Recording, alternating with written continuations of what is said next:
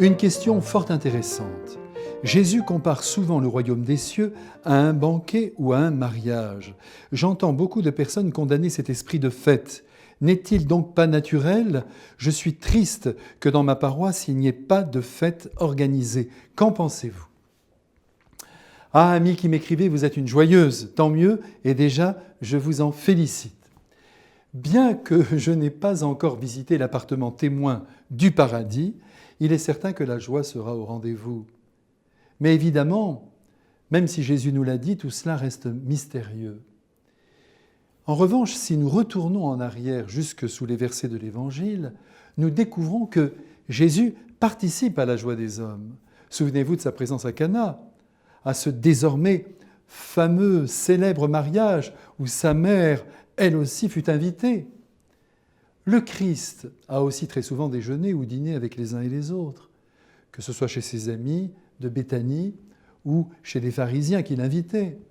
Saint Matthieu lui-même, souvenez-vous, après avoir été converti par le Christ, organisera en son honneur un véritable banquet où viendront tous les éclopés d'Israël, tous les laissés pour compte, tous les sans-loi, tous les faiblards.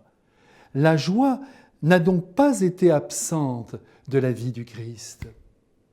Il est vrai qu'un certain christianisme issu du jansénisme a porté un coup fatal à la fantaisie, à la joie, en cherchant à associer étroitement les chrétiens au sacrifice de la croix.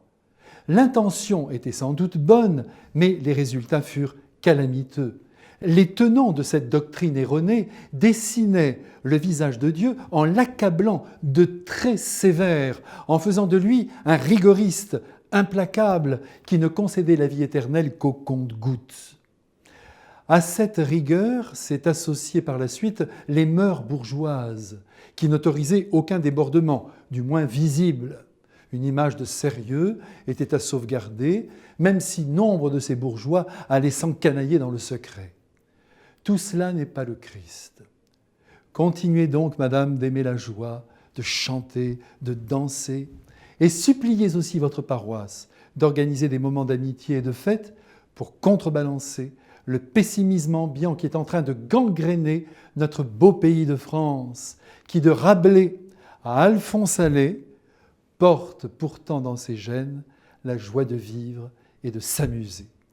Et dites aux tristes mines le fameux vers de Victor Hugo « Je ris et j'ai dans l'âme une fête éternelle ».